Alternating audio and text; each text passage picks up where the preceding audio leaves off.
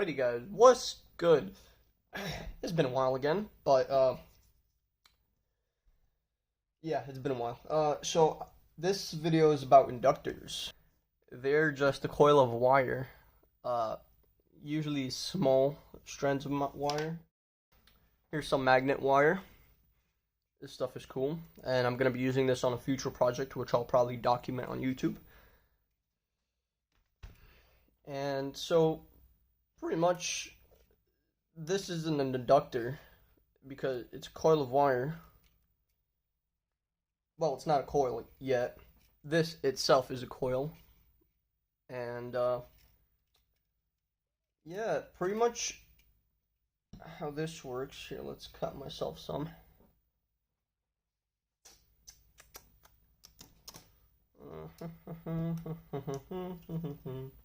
Alright, so what this does, like this, if you have one single strand of wire, it creates a magnetic field, and I believe the magnetic field looks like, oh, whoa, okay, ignore that, I'm gonna do dots. It creates this magnetic field around it, right, when you feed current through it. So, higher the current, the stronger the magnetic field will be. And to amplify this, there's few methods to amplifying an inductor. Creating a coil, as you see in a schematic, it's like this. But usually coils are just wound like this, pretty much. So now we have ourselves a little inductor, air core inductor, because it doesn't have any core, which is the centerpiece. So now we have a air core inductor. Now, how this works is every single turn right here acts as one of these. So pretty much what you're doing is you're creating separate magnetic fields and you're putting them all together, making it into a bigger one. So this is a way of making a stronger inductor. Another way of making a stronger inductor is using more coils, is what transformers are used for, and I believe I have some here somewhere. Yep, I have a whole box of transformers. Oh, whoops, it broke. Alright, this is an inductor, technically. And what this has is an iron core, which is, if you take this piece off, this metal casing right here, there is laminated, which is laminated iron core, which is pretty much metal pieces stuck together, hence laminated, which technically amplifies the strength of the core, which also amplifies the magnetic field, because iron is a conductive, very good at magnetization, if you want to call it that. And basically what this is, there's coil 1. This is how a transformer is on, so it's coiled up here. And there's another one on the outside of it. And usually on the outside, I believe that's the secondary. So this one will be secondary, this one will be primary. And you feed in through here, which alternates and creates a magnetic field, which in turn causes a change over here on the secondary, and that puts a different voltage. Step up, step down transformers are the usual transformers that you might find. You can technically put it on a secondary and make primary as a secondary, like switch them around. Oh, also, I forgot to mention, transformers only work on AC, alternative current, which goes like this. Oh, whoa, what the hell? I'm so used to writing V in cursive. So this is like a straight line, a DC line, and this is an AC line. Right, it alternates current. So that creates the switching, which changes the things on the other guys. You might also see a third lead, which is also called the middle tap. And it pretty much all it does is it takes from a coil. So this is the whole coil. and all they do is just cut in half. Don't cut it in half. They put it inner center of the coil. So technically, you can put another wire in the center of the coil and have that act as a middle tap, which acts as the half of the entire coil, pretty much, if it's in the center. All right, what these guys are is pretty much very small coils of wire that are insulated, I believe, if I'm correct. I remember watching a cool little video about it. Yeah, and I explained the transformer for you. And let's see. So how are capacitor and inductors different? Well, I believe I said this in the last video. Capacitor. Let's just do this. That's a capacitor diode, right? Whoa, I was not showing it. Anyway, capacitor and diodes have one thing. They're similar, but very different. It's confusing. Capacitor doesn't like the change in voltage, and this doesn't like the change in current. So what a capacitor does, if voltage is interrupted, it will either give out less or give more depending on what is needed. So like, let's say if voltage drops, it will throw out all of its contained voltage just to try to level it back to its original state. It also opposes change. It opposes change, so therefore if you increase the voltage, it will actually try to slow down the voltage while charging it up. So let's see, how can I explain this? Let's say you go from the 7 volts to 9 volts. The capacitor doesn't like that. It will try to bring it down to 7 volts, but that 9 volts is still charging this, so it evens it out. It brings it back up to the 9 level, making 9 the normal, right? Before 7 was the normal, now it's 9 because it got charged up because of the electric field that was created. Now these guys, so difference is this uses an electric field, this uses the magnetic field.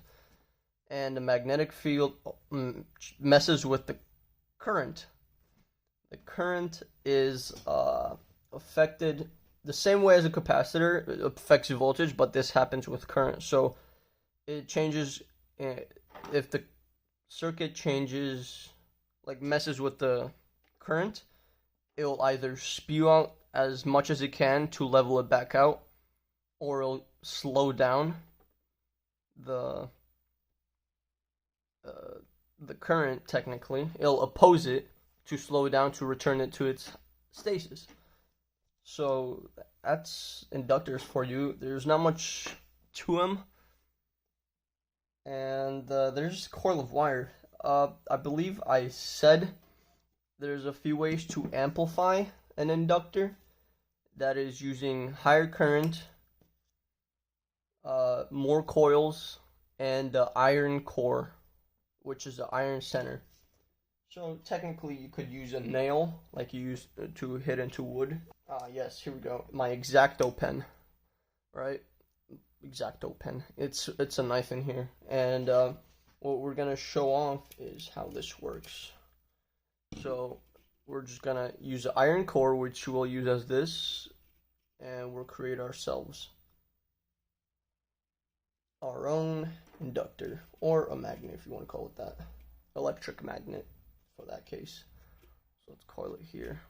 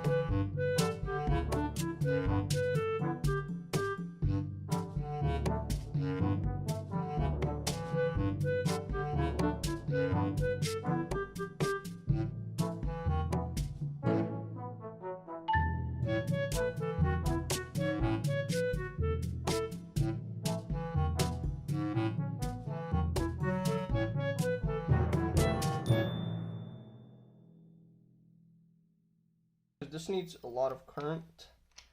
So we're gonna feed it still 9 volts. We're gonna actually feed 5 amps DC. It's safe because technically for me, right? Like, look at this. No, I'm just kidding. Yeah, so right now it's actually heating up the wire. I could feel it. Right now, you could see it's picking it up.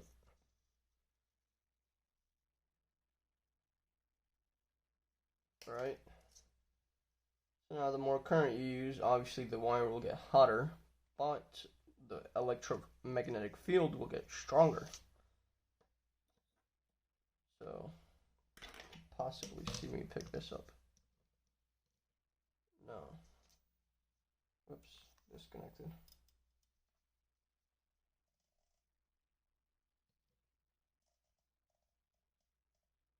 Well, I just did the voltage, whoops. So now let's turn it up to 8.5 amps. And now you could see it's stronger. Although the wire is getting actually pretty hotter now. Pretty hot. So now you could pick more things up with it if it's magnetic. See?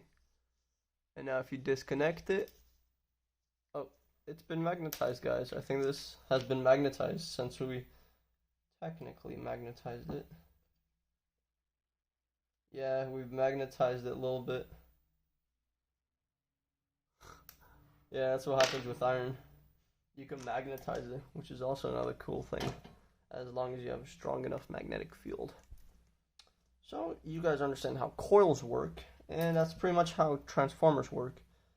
Same way, it's just alternative current, which basically switches it, which in that turn creates a magnetic field, but it keeps switching, which opposes, no, not opposes, which changes the coil. Like, let's say we have one coil right here.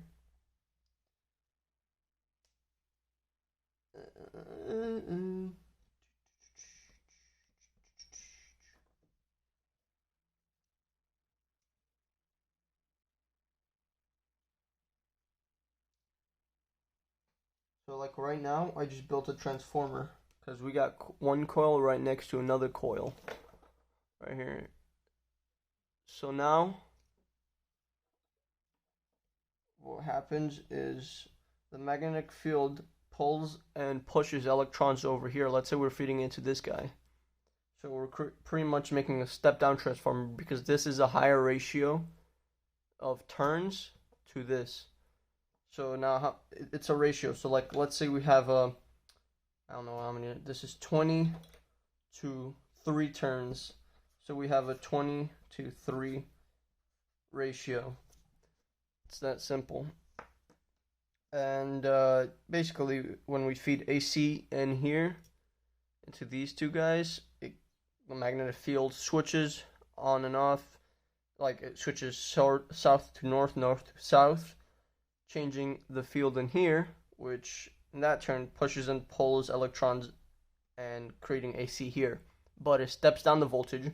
But as it steps down the voltage, it steps up the current. So that's the thing with transformers. Once you step up voltage, it technically reverses the effect on current. So higher the voltage, the more stepped up voltage, it steps down current. Step down voltage, step up current. That's how it works with transformers. So it's like this.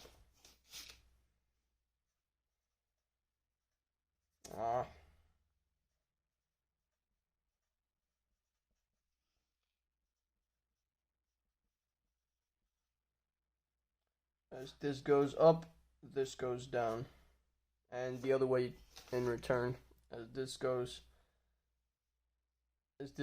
down, this goes up. Pretty much. That's how transformers make it. And I do have a voltage multiplier on me, but that's on another video because this video is getting a little too long now.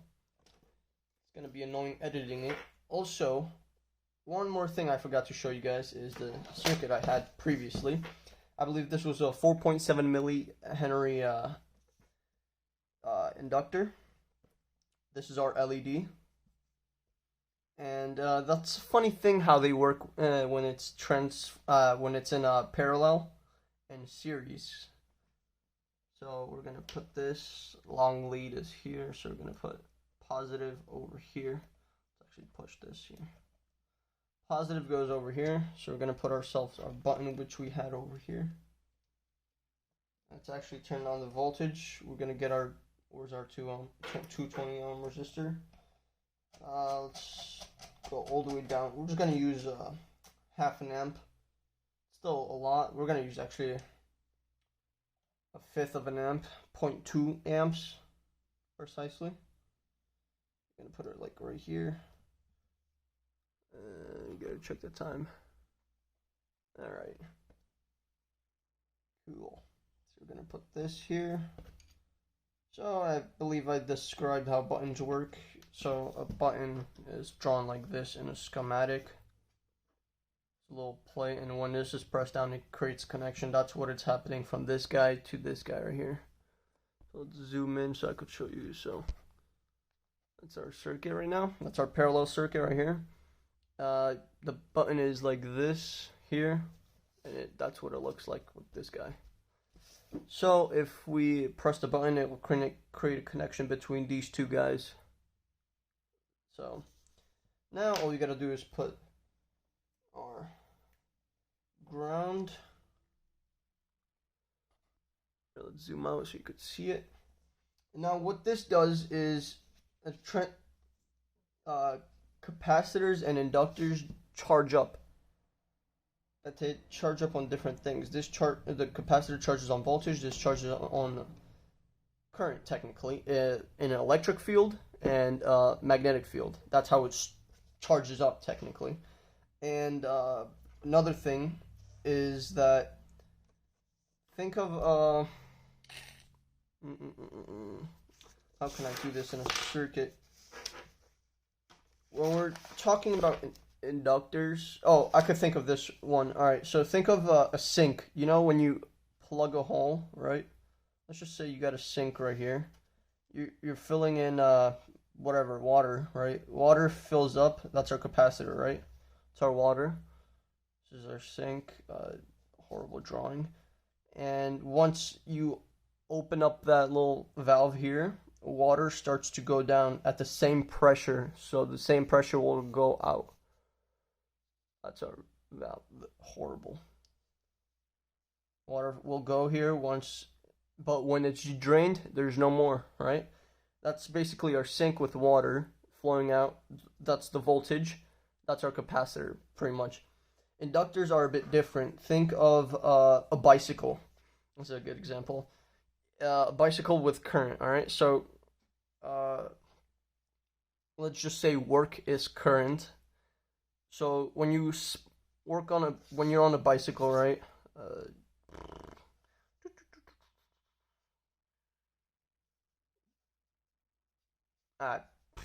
Too much to draw.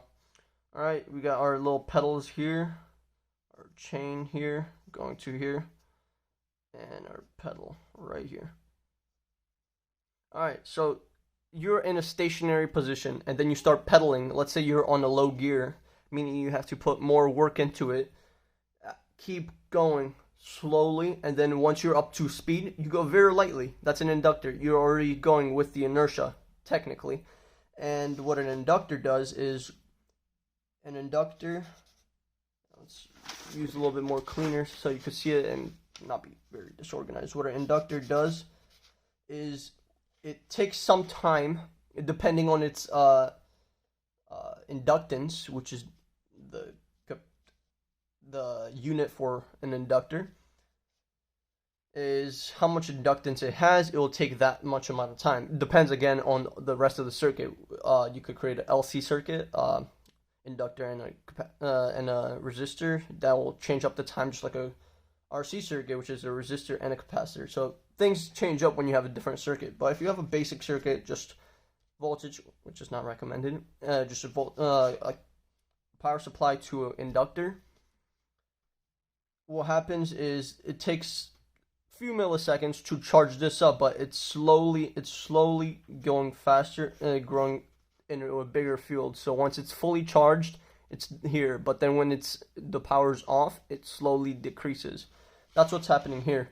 When you're bicycling, you start off slow, you gotta pedal a lot to get it to move, but then when you're already on high speed, you're just going freely with it. You're just going with it. That's pretty much what this does. Uses inertia, technically, in an electric manner. So that's the thing. But the thing is now, let's say you have an inductor. My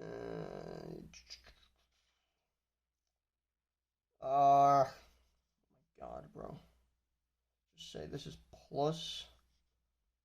And give me a second, guys. Sorry, guys. Low battery, so I had to quickly plug it in. All right. What was it doing? Oh, right. So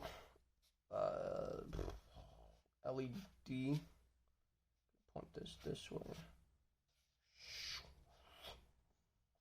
Alright, we got ourselves negative right here. Alright, so what this does right here is it'll go through this LED once power is technically plugged in. Here, let's actually do this. Get ourselves to the ground. And that's our plus. Screw it, alright? So what happens is when you press it, it'll take this part and it'll try and it'll do its best to there'll be a lot of resistance right here until it's at speed, right? There's a lot of resistance at the start, but then when you're up to speed, it's going easy, right? So everything has resistance, right? This might have, I don't know, 3 ohms of resistance. This might have, I don't remember, 20, 30 ohms. It depends on the coil inside the inductor again. Depends again. So this, let's just say this will have 20 ohms of resistance, but then once this is starting to speed up and it's already on its max speed, this will have pretty much very low resistance, meaning it'll actually decide to take this route instead of the LED because it's less resistance. So that's what happens in parallel circuits with inductors. So now we got it here. We're running 0.2 amps and 9 volts. And I think I messed up with something. Oh, power's not on. Alright. You can see it flash. And it'll shut off. Ow! So now, see? It goes through this route first, but then as this is charged up, it'll take this route instead.